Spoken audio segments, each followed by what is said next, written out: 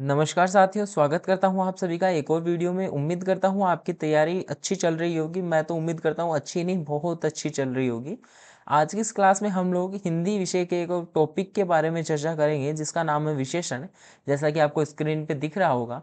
देखिए, ये जो टॉपिक है, ये आपको बताऊँ तो रीट पात्रता परीक्षा, ठीक है, रीट पात्रता परीक्षा में तो है ही है, साथ ही में जो थर्ड ग्रेड की मेंस एग्जाम होगी उसमें भी है। तो एक इम्पोर्टेंट टॉपिक बन जाता है, क्योंकि आपको पता है जब मेंस में केवल 10 नंबर की हिंदी है तो आप लोग रीट में ही इसको क्लियर करके चले ना, कि ताकि वहाँ पे पढ़ना ही ना पड़े। ठीक है, तो अभी से इन टॉपिकों पर ध्यान दीजिए और पूरा टॉपिक है मेरे साथ में लास्ट तक पढ़िएगा। 40 से 50 मिनट, 50 तो होगा भी नहीं, 40 मिनट का टॉपिक होगा। तो स्किप मत करिएगा बिल्कुल भी। एक तो क्योंकि प्रश्न भी बनते हैं, डिटेल में प्रश्न बनते हैं टॉपिक से, तो थोड़ा स्किप वगैरह कम कीजिएगा वीडियो को। और चलिए शुरू करते हैं। सबसे पहले बात करते हैं विशेषण होता क्या है। देखिए, विशेषण होता क्या है वो आप लोग छठी से 12वीं क्लास तक हर बार पढ़ते आए हैं। ठीक है, तो परिभाषा मुझे बार बार में आपको रटवाने की जरूरत नहीं है, आप लोगों के एकदम रटी रटाई याद है पूरी। ठीक है, तो देखिए विशेषण क्या होते हैं। संज्ञा व सर्वनाम की विशेषता बताने वाले शब्द। ठीक है, देखिए विशेषण होते क्या है, बताने वाले शब्द, बताने वाले शब्द। जी, देखिए विशेषण होते क्या है, संज्ञा व सर्वनाम की विशेषता बताने वाले शब्दों को हम लोग क्या बोलते हैं, विशेषण बोलते हैं। ठीक है, अब देखिए विशेषण पढ़ने से पहले हम लोगों को दो चीजें याद रखनी होती है। एक होता है विशेषण और एक होता है विशेष्य। एक होता है विशेषण और एक होता है विशेष्य। यहाँ लिखता हूं मैं विशेष्य। देखिए दोनों में अंतर क्या है और किस प्रकार से हम लोग इस अंतर को देखते हैं, वो देखिए। विशेषण होता है जो विशेषता बताता है। ठीक है, विशेषता बताने वाला। विशेषता बताने वाला क्या होता है, विशेषण होता है। लेकिन विशेष से क्या होता है, विशेष से वो होता है जिसकी विशेषता बताई जाती है। ठीक है, जिसकी विशेषता बताई जाती है, बताई जाती है। क्लियर है। तो विशेषण होता है जो विशेषता बताता है और विशेष्य होता है जिसकी विशेषता बताई जाती है। ठीक है, तो विशेषण क्लियर हुआ पूरा का पूरा। अब देखिए एक आध उदाहरण देखते हैं और विशेषण किस प्रकार से वर्क करता है वो देखते हैं। इसकी मतलब हम लोग पूरा डिटेल में टॉपिक पढ़ने वाले हैं, ऑब्वियस सी बात है, पूरा एकदम। एक भी प्रश्न आपका आउट ऑफ सिलेबस नहीं जाएगा। अगर आप लोगों ने विशेषण इस वीडियो में कंप्लीट किया तो चाहे आपके 10 मिनट एक्स्ट्रा लग जाए, लेकिन जिंदगी भर आपको पढ़ना नहीं पड़ेगा फिर ये टॉपिक। ठीक है, और नोट्स बना लिए तो फिर तो बल्ले बल्ले है, उसके बाद में तो कहीं कुछ देखने की जरूरत भी नहीं है। ठीक है, देखिए उदाहरण की बात करते हैं। उदाहरण की बात करूँ तो मैं आपको एक उदाहरण दूं। जैसे आप लोगों के बहुत सारे मतलब बहुत सारे बच्चे ऐसे होंगे जिनके सफेद बाल है। ठीक है, सफेद बाल। अब देखिए जो सफेद शब्द है ना वो विशेषण है। सफेद शब्द क्या है, ये विशेषण है। जबकि जो बाल शब्द है, जो बाल शब्द है वो क्या है, विशेष्य है। क्यों है, क्योंकि बाल कैसे हैं, सफेद हैं। तो बाल क्या है, एक संज्ञा है। ठीक है, बाल क्या है, संज्ञा है। संज्ञा की विशेषता कौन बता रहा है, सफेद बता रहा है। तो संज्ञा की विशेषता जो शब्द बताते हैं वो होते विशेषण। लेकिन विशेषण बता किसकी विशेषता रहा है, संज्ञा की, तो वो विशेष्य हो गई। ठीक है, क्लियर है। जैसे मैं आपको बताऊं, सुंदर जानवर। ठीक है, अब यहाँ पे जानवर क्या है, जानवर संज्ञा है।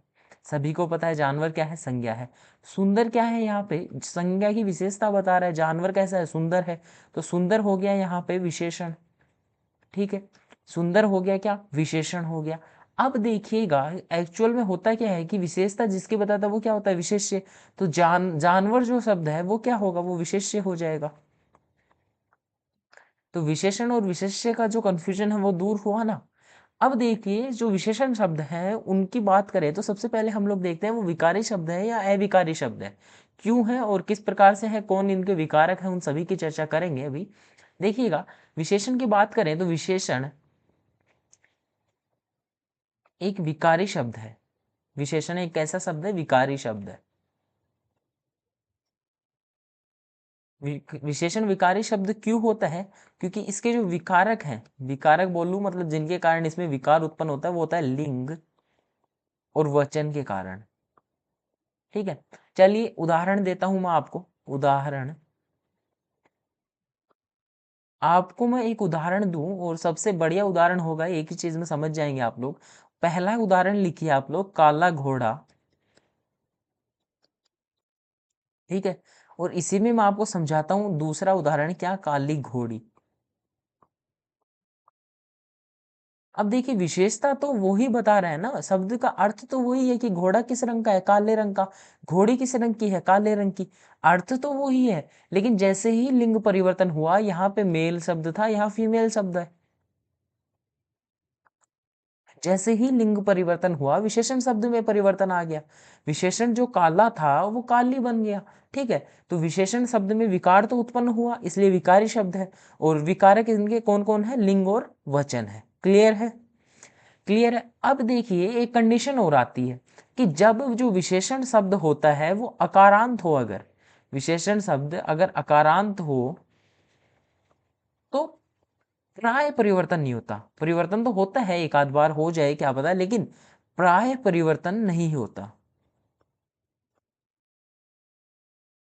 मतलब कोई गारंटी नहीं है कि परिवर्तन होगा ही। अकारांत का मतलब क्या है, अगर विशेषण शब्द ऐसे अंत हो, मतलब जैसे मैं आपको बताऊं सुंदर, सुंदर शब्द है। अब सुंदर चाहे बालक हो चाहे बालिका हो, बालक हो, या फिर हम लोग ऐसे भी लिख सकते हैं सुंदर बालिका। ठीक है। तो यहाँ रे मतलब ऐसे अंत हो रहा है ना, तो अकारांत शब्द है ये। और अगर अकारांत होता है विशेषण, तो यहाँ देखिए परिवर्तन नहीं हुआ, तो गारंटी नहीं है कि विशेषण बदलेगा ही, लेकिन लिंग जो है वो बदलता है। लिंग बदलने के कारण विशेषण बदलता है। ठीक है। तो विकारक शब्द कौन कौन है विशेषण के, लिंग और वचन है। और विशेषण वास्तविक तौर पे क्या है, विकारी शब्द है। क्लियर हुआ। अब देखिए मैंने आपको एक यहाँ पे कंडीशन बताई थी विशेषण और विशेष्य की। यहाँ पे विशेषण और विशेष्य की जो कंडीशन बताई थी, उसी के आधार पे हम लोग एक काम करेंगे, जो विशेषण हमने इतना पढ़ा उसके हम लोग वर्गीकरण करेंगे। ठीक है। देखिएगा, वर्गीकरण की चर्चा करते हैं। वर्गीकरण दो प्रकार से होता है। ठीक है। वर्गीकरण दो प्रकार से होता है। पहला हम लोग करेंगे प्रयोग के आधार पर, प्रयोग के आधार पर। ठीक है। और दूसरा जो वर्गीकरण होगा वो होगा रचना के आधार पर,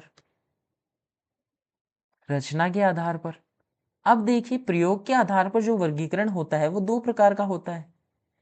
ठीक है। एक तो होता है उद्देश्य विशेषण,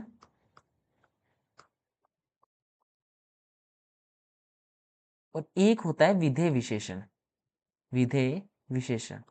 ठीक है। पहले इन्हीं की चर्चा कर लेते हैं, उसके बाद में रचना के आधार पे विशेषण पढ़ लेंगे। ठीक है। पहले हम लोग चर्चा करते हैं उद्देश्य विशेषण और विधेय विशेषण की, और एक ही स्लाइड में हम लोग इनको कंप्लीट कर लेंगे, उतना कुछ लंबा चौड़ा है नहीं। ठीक है। देखिएगा, उद्देश्य विशेषण। ठीक है। उद्देश्य विशेषण वही है जो अब तक हम लोग पढ़ते आ रहे हैं। ठीक है। अभी तक हमने जो भी पढ़ा वही है उद्देश्य विशेषण। कैसे, अगर विशेष्य मतलब विशेष्य है वो विशेषण के बाद में प्रयोग हो। ठीक है। किस प्रकार से, जैसे मैंने आपको अभी एक बताया था, क्या बताया था मैंने आपको, लिखा सुंदर बालक, सुंदर बालक। ठीक है। अब जो विशेषण शब्द है, विशेषण, वो किसके बाद में है, विशेष्य के बाद में है कि नहीं है, विशेष्य के बाद में है ऑब्वियसली। ठीक है। विशेष्य के बाद में है, तो ये जो कंडीशन होती है ये उद्देश्य विशेषण होता है। ठीक है। जो नॉर्मल कंडीशन होती है, अब जैसे मैं आपको बताऊं एक उदाहरण और, जैसे मोटा आदमी, मोटा आदमी। अब ये कंडीशन बताऊं तो आदमी क्या है, यहाँ पे आदमी विशेष्य है। आदमी क्या है, यहाँ पे आदमी विशेष्य है। और जबकि मोटा शब्द क्या है, मोटा विशेषता बता रहा है, तो ये विशेषण हो गया। ठीक है। ये विशेषण हो गया। अब देखिएगा यहाँ पे कंडीशन कौन सी फॉलो हो रही है कि विशेषण जो है वो पहले आ रहा है, तो ये क्या हो जाएगा, ये उद्देश्य विशेषण हो जाएगा। ठीक है। अब आप लोग बोलोगे सर हमने तो कभी देखा ही नहीं है, ऐसा थोड़ी ना बोलते हम लोग, आदमी मोटा या बालक सुंदर। हम लोग तो वाक्य में प्रयोग करते टाइम सीधा ही बोलते हैं सुंदर बालक। तो हमें एक आध कंडीशन बताइए, अगर उल्टा होगा तो विधेय विशेषण किस प्रकार से होगा। तो देखिए दूसरा जो विशेषण आता है हमारा, दूसरा जो विशेषण आता है वो क्या आता है, विधेय विशेषण। दूसरा विशेषण आता है विधेय विशेषण, विधेय विशेषण। ठीक है। दूसरा विशेषण आता है। देखिए आपको मैं एक वाक्य देता हूं, और उसी वाक्य के आधार पे आप लोग आसानी से समझ जाएंगे कि क्या होता है विधेय विशेषण। ठीक है। मैं आपको एक वाक्य देता हूं। ठीक है। देखिए सुंदर शब्द का ही हम लोग प्रयोग करते हैं ना, सुंदर शब्द में हमने देखा। अब आपको एक वाक्य देता हूं, देखिए, वह सुंदर है। ठीक है, एक वाक्य और देता हूं। मोटा शब्द से हमने देखा कि यहाँ पे मोटा क्या है, उद्देश्य विशेषण है। अब मैं विधेय विशेषण बना के देता हूँ, राम मोटा है। ठीक है, अब देखिए, आपने देखा जो वह है, पहले सुंदर शब्द है, ये विशेषण आपको भी पता है, लेकिन कौन सा है उसके लिए पहले आप देखिए कि विशेषता किसके बता रहा है। ये वह की विशेषता बता रहा है। वह क्या है, सर्वनाम है। सर्वनाम है ना वह, और सर्वनाम की विशेषता बता रहा है कौन, सुंदर शब्द जो विशेषण है, विशेषण। अब आप लोग देखेंगे कि सर्वनाम विशेषण है मतलब विशेष्य हो जाएगा। ठीक है, सर्वनाम का विशेषण है कौन, सुंदर, तो विशेष्य कौन हो जाएगा, वह। ठीक है, तो अब आप लोग देखेंगे कि विशेषण बाद में आ रहा है। वैसे ही कंडीशन आप लोग यहाँ देखेंगे, राम की विशेषता बताई जा रही है कि राम मोटा है। ठीक है, विशेषता का मतलब ऐसे मतलब सकारात्मक अर्थ में ही नहीं, नकारात्मक अर्थ में भी होता है। ठीक है, राम मोटा है तो राम क्या है, विशेष्य है, मोटा क्या है, विशेषण है। तो विशेषण विशेष्य के बाद में आ रहा है, इसलिए ये जो भी विशेषण हम लोग पढ़ रहे हैं, दो, सुंदर और मोटा, वो पहले जो दो वाक्य थे, जो दो शब्द थे, उनमें उद्देश्य विशेषण थे। लेकिन अब मैंने जब प्रयोग किया है तो विधेय विशेषण बन गए हैं। ठीक है, तो आपको विशेषण समझ में आए किसके आधार पे, माफ कीजिए, रचना नहीं, जो अभी हमने प्रयोग के आधार पे देखे। ठीक है, आपको विशेषण क्लियर हुआ। तो देखिए, अभी तक हमने ये सारी चीजें पढ़ी, आप लोग स्क्रीनशॉट ले सकते हैं वीडियो को पॉज करके, और नोट साथ साथ बना रहे हैं तो और भी अच्छी बात है। ठीक है, अब देखिएगा, अब हम लोग बात करते हैं किसकी, अब हम लोग बात करते हैं रचना के आधार पर कितने प्रकार के विशेषण होते हैं। देखिए, रचना के आधार पर टोटल 4 प्रकार के विशेषण होते हैं, जिनमें सबसे पहला जो हम लोग है वो पढ़ने जा रहे हैं गुणवाचक विशेषण। कौन सा पढ़ने जा रहे हैं, गुणवाचक विशेषण। गुणवाचक विशेषण क्लियर है। अब देखिए, गुणवाचक विशेषण क्या होता है, इसमें भी वही होगा जिस प्रकार से हमने सर्वनाम की क्लास ली थी। ठीक है, उसमें हमने जो भी बताया था, उसमें मैंने आपको बोला था जैसा नाम वैसा काम। इसमें भी वही सेम चीज है, जिस प्रकार का नाम है उसी प्रकार का इनका काम होगा। ठीक है, लेकिन अब आगे बढ़ने से पहले मैं आपसे एक रिक्वेस्ट करता हूं, अगर आप लोग वीडियो को अभी तक देख रहे हैं और वीडियो पसंद आ रही है तो वीडियो को लाइक तो करेंगे आप लोग, लेकिन साथ ही में अगर आप लोग चैनल पे नए हैं और चैनल को आपने अभी तक सब्सक्राइब नहीं किया है तो सब्सक्राइब करो यार, क्या कर रहे हो। ठीक है, और बेल आइकन को ऑल पे सेलेक्ट कर लेना ताकि जब भी वीडियो अपलोड करो आपको नोटिफिकेशन मिल जाए।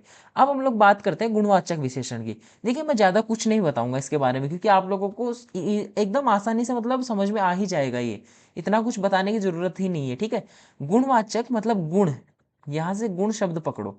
ठीक है, ये वो विशेषण शब्द होते हैं जो संज्ञा, संज्ञा व सर्वनाम की गुण संबंधी विशेषता, एक सेकेंड, हाँ, कहाँ चला गया अपनी स्लाइड, गुण संबंधी विशेषता बताते हैं। ठीक है, संज्ञा व सर्वनाम की गुण संबंधी विशेषता बताने वाले जो विशेषण होते हैं वो गुणवाचक विशेषण होते हैं। अब मैंने आपको बताया कि गुण का मतलब ऐसे अर्थ नहीं है, गुण का अर्थ ये नहीं है कि आप लोग केवल सकारात्मक दृष्टि से ही देख लें, सकारात्मक दृष्टि से ही नहीं देखें। जैसे आप लोग बोल दें राम सुंदर है, तो सुंदर आप शब्द से ऐसे समझ जाए कि यार ये तो गुण है, लेकिन वही कोई विपरीत शब्द बोल दें या फिर और कुछ उल्टा शब्द बोल दे, जैसे मैं कहूं कि नींबू खट्टा है। ठीक है, नींबू खट्टा है। ठीक है, और वही मैं कहूँ अंगूर मीठे हैं, अंगूर मीठे हैं, तो आप लोग यहाँ क्या बोलोगे कि जो मीठे शब्द है और जो खट्टा शब्द है ये दोनों विशेष गुण ही हैं एक तरीके से, क्योंकि नींबू और अंगूर के गुण क्या है, मीठे और खट्टा। ठीक है, तो गुण ही है, ऐसा नहीं है आप लोग जब मीठे शब्द देखें तो ये तो गुण हो गया और ये अवगुण बता के इसको इंक्लूड ही ना करें। ऐसा नहीं होता, हिंदी भाषा में गुण का मतलब हम लोग विशेषण में सकारात्मक व नकारात्मक दृष्टि दोनों से समझते हैं। ठीक है, अब देखिए, आप बहुत सारे उदाहरण दे सकते हैं। ठीक है, गुणवाचक विशेषण में बहुत सारे उदाहरण दे सकते हैं, कितने भी उदाहरण ढूंढ लीजिए। जैसे कोई भी रंग ले लीजिए, हरा, काला, पीला सब गुण ही तो है। अगर किसी चीज का रंग लाल है तो वो उसका गुण है, कोई चीज खट्टी है तो वो उसका गुण है, किसी की अवस्था बुढ़ापा है तो वो उसका गुण है, कोई शिशु है तो वो उसका गुण है, शैशव अवस्था मतलब, ठीक है। और कोई अच्छा है तो उसका गुण है, कोई बुरा है तो वो उसका गुण है। भला, दयालु, पवित्र, ये सारे जो है ये गुणवाचक विशेषण के ही तो उदाहरण हो गए, ठीक है। अब चलिए बात करते हैं कि गुणवाचक विशेषण भी वास्तविक तौर पर तीन अवस्थाएं होती है, ठीक है। गुणवाचक विशेषण की भी अवस्थाओं की चर्चा करते हैं। देखिए, अगर गुणवाचक जो विशेषण है उसकी कितनी अवस्थाएं होती है, उसकी तीन अवस्थाएं होती है। क्या? पहली मूलावस्था, मूल अवस्था, मूलावस्था। दूसरी होती है उत्तरावस्था, उत्तरावस्था, ठीक है। और जो तीसरी होती है वो होती है उत्तमा अवस्था, उत्तमावस्था, ठीक है। तीन अवस्थाएं होती हैं किसकी? गुणवाचक विशेषण की। किस प्रकार से? देखिए क्या क्या अंतर होता है और कौन सी अवस्था किस प्रकार से पढ़ते हैं वो देखिएगा। मूलावस्था की चर्चा करें तो ये केवल एक की विशेषता बताई जाती है, ठीक है, केवल एक की विशेषता। नहीं, ऐसे नहीं समझेंगे आप, रुकिए। आप लोग लिखिए कि किसी और से तुलना नहीं की जाती, किसी और से तुलना नहीं की जाती, ठीक है। सभी में एक की ही तो विशेषता बताई जाती है, लेकिन मूलावस्था में किसी और से तुलना नहीं की जाती। जो सीधे शब्द होते हैं कि राम सुंदर है, सीता सुंदर है, उसके बाद में जो विनोद बूढ़ा है, ठीक है, इस प्रकार के जो शब्द होते हैं वो मतलब एक ही है, ठीक है। मतलब जैसे विनोद, राम, सीता, ये एक की ही विशेषता बता रहे हैं और किसी दूसरे से तुलना का भाव नहीं है वाक्य में, ठीक है। लेकिन उत्तरावस्था में दो के मध्य तुलना की जाती है, दो के मध्य तुलना की जाती है, ठीक है। लेकिन जो उत्तमावस्था होती है उसमें सभी में तुलना, मतलब सभी से होता है। अब जैसे अभी नहीं समझे होंगे तो उदाहरण से समझ जाएंगे, देखिएगा। मैं लिखूं, सबसे पहला ही वाक्य लिखूं कि राम, हम लोगों के आगे और पीछे राम ही तो है, ठीक है। कोई भी उदाहरण देना होता है राम को ही बीच में ले आते हैं, ठीक है। देखिएगा, राम सुंदर है, वरना इसको छोड़िए, सुंदर विशेषण को छोड़िए, आप लोग लिखिए हो तो सुंदर शब्द से भी जाएगा, बट उसका प्रयोग हमने बहुत बार कर लिया है, फिर पुनरोक्ति दोष हो जाएगा, ठीक है। जैसे मैंने आपको संज्ञा में समझाया था, ठीक है। देखिए, राम मैं लिखूं जवान है, ठीक है।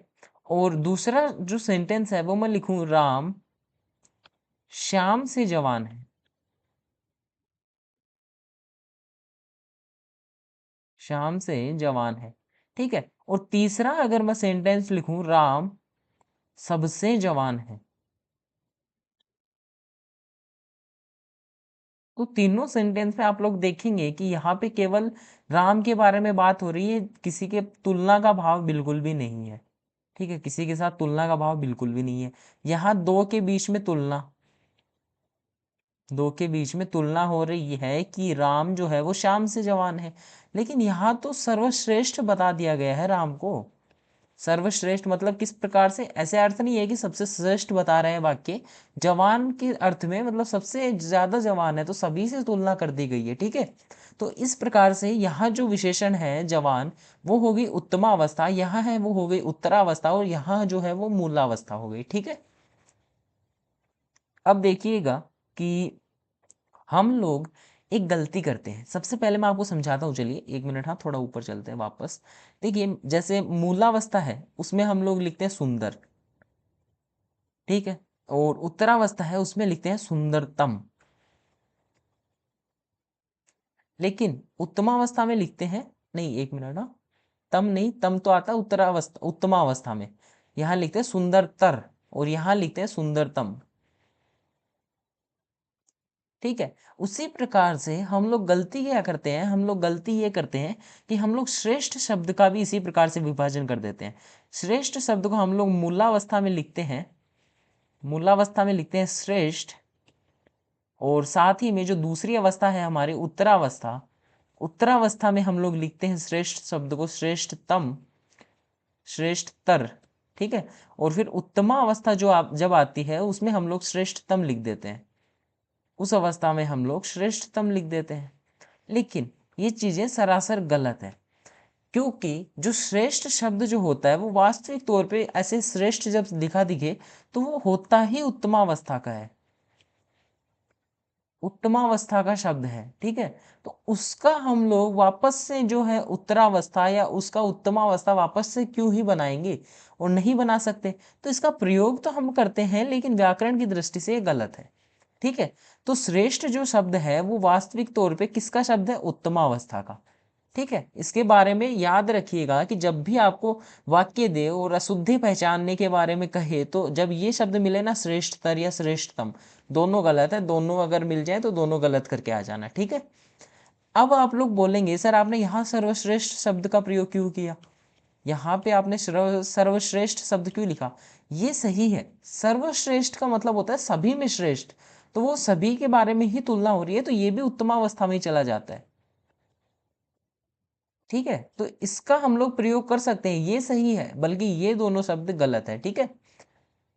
क्यों गलत है ये मैंने आपको बता दिया कि जो श्रेष्ठ शब्द है वो एक्चुअल में होता ही उत्तमावस्था का शब्द है, तो हम लोग उसकी अवस्था वापस परिवर्तित किस प्रकार से कर सकते हैं, ठीक है। क्लियर हुआ, क्लियर हुआ ना, कोई डाउट नहीं है। अब चलिए अब आगे चलते हैं और आगे चलकर हम लोग बात करते हैं विशेषण के दूसरे प्रकार के बारे में। अब एकदम आसान आसान प्रकार आएंगे, बस थोड़ा सा आपको चौथे प्रकार में दिक्कत आने वाली है, ठीक है। तो लास्ट तक देखिएगा, वो भी क्लियर करेंगे, कोई दिक्कत नहीं है, देखिएगा। दूसरा जो भेद आता है वो आता है संख्यावाचक विशेषण, संख्यावाचक विशेषण। अब देखिए जैसा नाम वैसा काम, क्यों, क्योंकि संज्ञा व सर्वनाम की संख्या संबंधी विशेषता, संख्या संबंधी विशेषता बताई जाती है,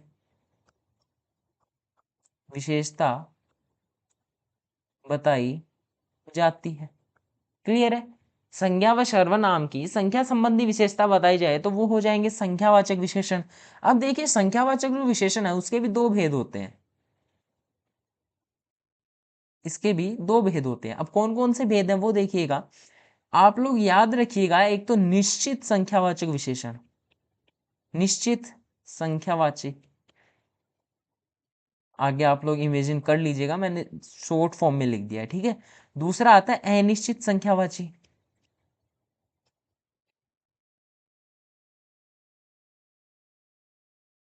ठीक है। ये दो भेद होते हैं। अब किस प्रकार से होते देखिएगा। सबसे पहले बात करूं तो संख्यावाची विशेषण उन्हीं शब्दों के पहले लगेंगे जिन्हें गिना जा सकता है, जिन्हें गिना जा सकता है, गिना जा सकता है, याद रखिएगा, ठीक है। उसके बाद में अब देखिए निश्चित और अनिश्चित की अगर हम लोग चर्चा करें, निश्चित और अनिश्चित की, तो देखिए जैसे मैं उदाहरण देता हूं आपको यहाँ पे। निश्चित की बात करूं तो फिक्स है, मतलब दो पेन, ठीक है। और उसके बाद में अनिश्चित की बात करूं तो हम लोग कुछ भी हो सकता है, ऐसे नहीं कि काउंटिंग है, जैसे चौथा व्यक्ति, तीसरा घर, ठीक है। इस प्रकार के जो शब्द है, दो, चौथा, तीसरा, ये विशेषताएं तो बता रहे हैं घर की, व्यक्ति की, पेन की, तो ये निश्चित वाचक में चले जाते हैं, ठीक है। निश्चितवाची मतलब निश्चित संख्यावाची में, ठीक है। और अनिश्चित संख्यावाची किस प्रकार के होते हैं, जैसे उनमें फिक्स नहीं होता कि कितने हैं, गिनते नहीं है हम लोग, ठीक है। पेन की बात करें तो कई पेन, ठीक है। उसके बाद में मान लीजिए आपसे किसी ने पूछा कि विद्यालय की असेंबली में या प्रार्थना सभा में कितने छात्र खड़े हैं, आपने कह दिया सैकड़ों छात्र खड़े हैं, तो सैकड़ों क्या हो गया, सैकड़ों हो गया अनिश्चित संख्यावाचक विशेषण, ठीक है। तो इस प्रकार के जो होते हैं वो आते हैं किसमें, इस प्रकार के जो विशेषण आते हैं वो अनिश्चित संख्यावाची में आते हैं, और अनिश्चित संख्यावाची किसका भेद है, संख्यावाची विशेषण का, ठीक है। आगे चलते हैं और तीसरा भेद पढ़ते हैं। दूसरे और तीसरे भेद में तो आपको कुछ याद भी नहीं करना, ठीक है। बस थोड़ा सा याद रखिएगा, जिन्हें गिना जा सकता है वो संख्यावाची, और जिन्हें तोला जा सकता है वो परिमाणवाची। अब यहां भी गलती करते हैं बच्चे, परिमाण की जगह परिणाम लिखते हैं। परिणाम तो रिजल्ट होता है, परिमाण होता है तोलने का, ठीक है। तो परिमाणवाची विशेषण होता है ये, ठीक है। परिमाणवाची विशेषण उन्हीं शब्दों के पहले होंगे जिन्हें तोला जा सकता है, तोला जा सकता है, या जिन्हें तोलते हैं हम लोग, ठीक है, जिन्हें तोलते हैं। अब पेन को तोलते थोड़ी ना है, तो पेन के पहले लगेगा वो संख्यावाची, ठीक है। और हम लोग जैसे लिख दे 2 लीटर दूध, तो ये क्या हो गया, ये हो गया परिमाणवाची। ठीक है, अब देखिए परिमाणवाची भी वास्तविक तौर पे दो प्रकार का होता है। परिमाणवाची भी दो प्रकार का होता है, पहला निश्चित और दूसरा अनिश्चित। अनिश्चित, क्लियर है। अब देखिए निश्चित और अनिश्चित किस प्रकार से, वो ही मैंने आपको जो बचाया, मतलब बचाया नहीं, बताया, ठीक है। कैसे, देखिए परिमाणवाचक में अगर आप लोग निश्चित की बात करें तो निश्चित जैसे कुछ भी देख लीजिए, चीनी आप लोग घर पे तोलते हो 4 kg चीनी, ठीक है। और बात करें दूध की, जैसे मैंने अभी बात की, तो 2 लीटर दूध। एक ना शब्द शुद्धि में आता है, जैसे यहाँ दे देगा 2 kg दूध। अब दूध किलो में थोड़ी ना होता है, दूध तो लीटर में नापते हैं। तो यहाँ पे आप लोग देख लीजिएगा थोड़ा, ठीक है। ये एक्स्ट्रा चीज बता दी, ऐसे मान लीजिए कभी पूछा जाए तो देख लेना, ठीक है। अब देखिए जैसे जमीन की बात करें, जमीन को तोला जा सकता है क्या, तोला जा सकता है। जमीन को हम लोग वास्तविक तौर पे तोलते हुए ही लिखते हैं, वो भी परिमाण में ही है। जैसे कभी आपको दिखे ना कि 3 एकड़ खेत, तो वो एकड़ वाला जो 3 है वो क्या आ जाएगा, वो आ जाएगा परिमाणवाचक में, नहीं कि संख्यावाचक में। क्योंकि जमीन गिनी नहीं जा सकती। जमीन ऐसे नहीं होता कि 2 जमीन आ गई, 3 जमीन आ गई, 4 जमीन आ गई, ऐसे नहीं होता। हम लोग करते क्या है कि 2 एकड़, 3 एकड़, 2 बीघा, 3 बीघा, तो वो सारा परिमाण है, ठीक है। अनिश्चित की बात करें तो इनमें कुछ फिक्स नहीं होता, जैसे थोड़ी चीनी। दूध की बात करें तो जरा सा दूध, ठीक है। और भी कुछ बात करें, जैसे सैकड़ों किलो अनाज, अनाज। तो ये सारे जो विशेषण हो जाते हैं, ये अनिश्चित परिमाणवाचक विशेषण हो जाते हैं, ठीक है। अब देखिए, अब एक अंतिम विशेषण आता है, और अंतिम महत्वपूर्ण बोलूंगा मैं। और चौथा जो है वो है सार्वनामिक विशेषण।